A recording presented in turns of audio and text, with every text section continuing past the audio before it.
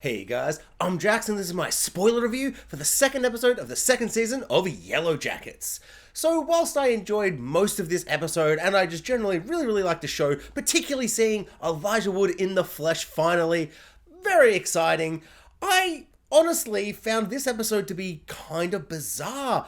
And it's because there were so many moments that were kind of big, huge moments that I felt like we've been waiting for forever, yet I'm surprised we got to so quickly. And the presentation and the kind of creative decisions behind like how it was presented and how it unfolded, I found to be oddly comical and kind of not as terrifying. And why am I beating around the bush? This is a bloody spoiler review. I'm talking, of course, about the cannibalism. Them getting all up in Jackie's flesh with their mouths. That's the weirdest way to phrase that, but it was a weird scene. It just put me in a weird state of mind. And it also made me very hungry, which is worrying, but I think it was mostly because I didn't eat lunch at work, so I am just generally hungry. Hopefully. So after a whole season of build-up and kind of tension and like kind of when are they gonna get into the cannibalism and kind of holding off on it for the whole of season one and kind of, especially at the end where they kill the bears, you're like, okay, they've got enough meat for a while, but the bear's gonna start growing like, getting less and less meat. They're gonna have to start rationing it more and more and more. And they're slowly gonna get to this moment like throughout season two, I felt like, especially at the start of episode one of this season. It's like, okay, it's fully snowing, they're all just locked up in the cabin most of the time, and you could feel that tension kind of rising. And in this episode, we continued on with that, but I kind of don't feel like we've had enough of the characters like kind of really kind of sitting there and really making me like feel like they're that hungry.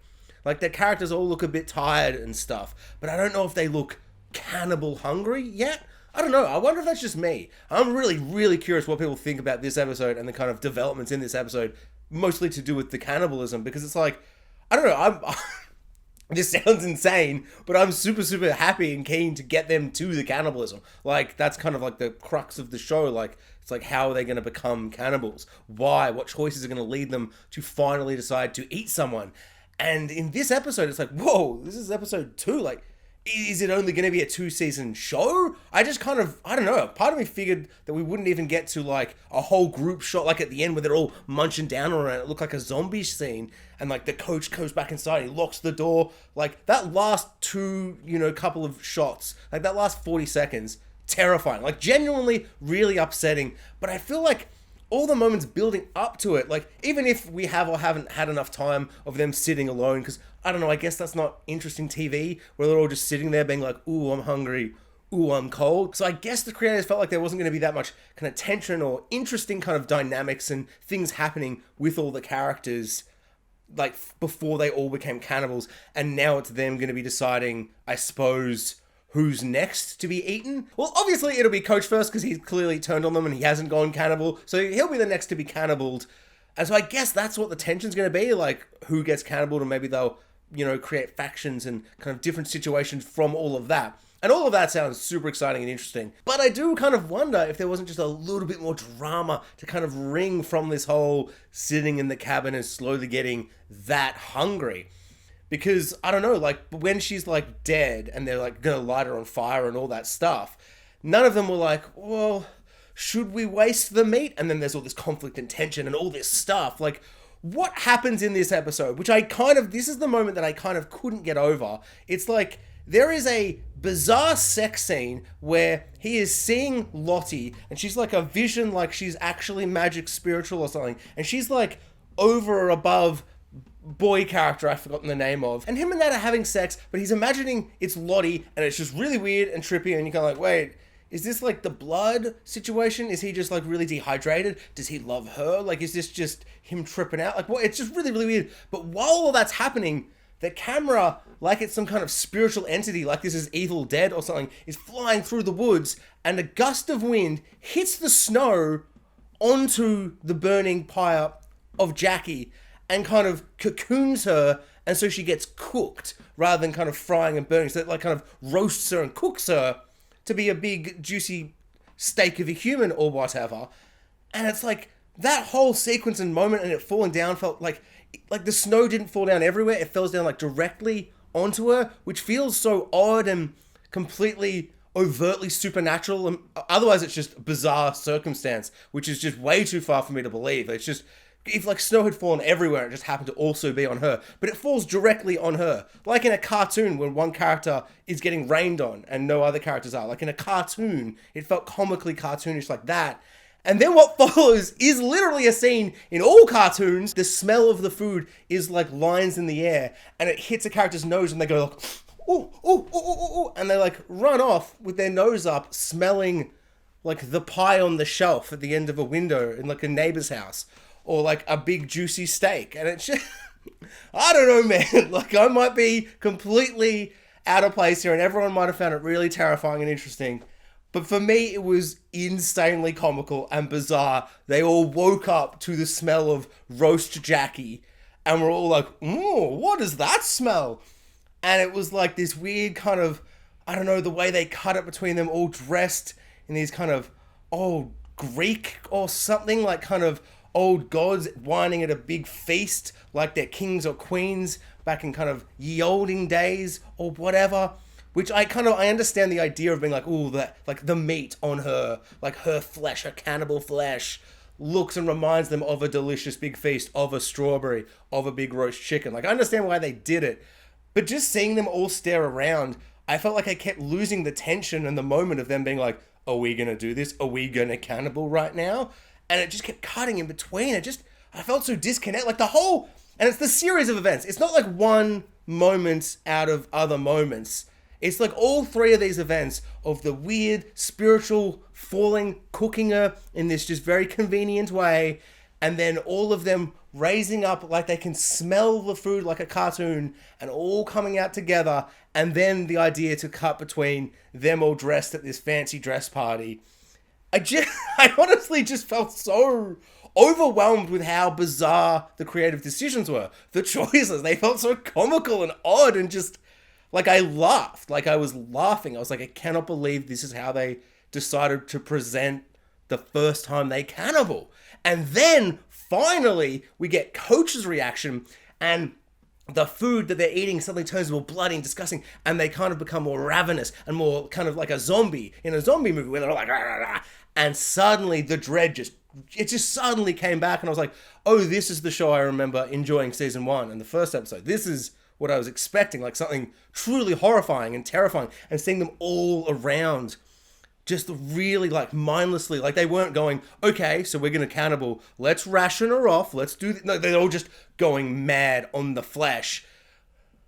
But they haven't run out of bear yet. Like they haven't even run out of bear and they're already going. Like how good did she really smell? Like Shauna has got some mental condition going on where she wants to eat Jackie. She wants to become Jackie. She's having conversations with Jackie. She's sleeping with Jackie's boyfriend. They have lip service to like Jackie being like, you just want to be like me. But that's just Shauna having like a conversation with herself. So there's something going on there, some kind of psycho thingy going on. And I thought it was going to be more interesting to spend time with her slowly slicing away at Jackie and slowly devouring her friend, who she kind of accidentally kind of, had a part in playing in her death. And I don't know, there was just so much going on there psychologically that I found really interesting. Whereas now the gods rained down a puddle of ice, and so it cooked her good, and they smelled her and went, that smells delicious. Like if someone comes home and you smell the KFC, or you're driving past the KFC and you're like, that chicken smells good, and then you like follow your nose, like you're Homer Simpson. I don't know. I'm really curious if people had any kind of overt reaction like I did, or if everyone's like, no, it's super dramatic, really liked it all, just excited to see them get to the cannibalism of the cannibal show. And I don't know. I'm not trying to like say it's a bad decision or like bad creatively. I just think it was a big swing. Like a big swing to make it out like this. And for me, it didn't really pay off. And it's kind of left me feeling really bizarre. But those last couple of moments with Coach and him locking the door and being really scared. And like just that one shot of him like close to the camera being really afraid. Just in the background. Like not a big shot of them all. Just a couple of them just going like really upsetting. And I don't know. I just felt like, I don't know. The show has always kind of played around with like spirituality, Lottie, all these things. And then suddenly in those last couple of minutes, it just kind of became so odd. And I'm like, oh, I don't know if they're handling that in the kind of way I enjoyed previously. Yeah, I don't know. Really weird. I kind of can't be bothered talking about anything else because I feel like I'm so focused on that insane, crazy last 3 minutes of moments and situations happening. Like, I really don't even understand why the Lottie dream sex sequence happened like that. Are they implying Lottie's the spiritual Evil Dead camera movement thingy and she did it? Not really, I guess, because Lottie wasn't like, I did this or something. I don't know, I just... I am truly curious. Please comment below. Let me know what up with this scene. What up with this? I'm just curious. Like, do people crave, or are people a little flabbergasted like I am? Because I really didn't think the first scene with cannibals would just make me feel so odd and be so laughable, and it feels like a comedy. But then at the end, it goes straight back into that serious, hard, very self-serious, intense drama. It was so jarring, and I feel like I've misinterpreted it, or they've accidentally made it feel like that. I don't know, just fascinating. Like, I don't hate it. I'm not trying to like say how bad and awful it is. Just like, hopefully to be clear, I'm kind of baffled. I'm curious. I don't know. Also, Elijah Wood's in it, and it's super great. I just can't wait for him and Misty to, like, team up, but then, like, secretly they're enemies. Then maybe they'll team up and fall in love or something, maybe. I just love Frodo. Frodo Bloody Baggins, mate. Yeah. Oh, actually, there is another thing I want to discuss. The whole Lottie in the present day. Super underwhelming as well, but presumably it's a misdirect. Like, it's a fake out. Presumably, right? Because she does a whole story where she's like, Travis, that's his name. Travis, not boy character. Travis. Travis is all like...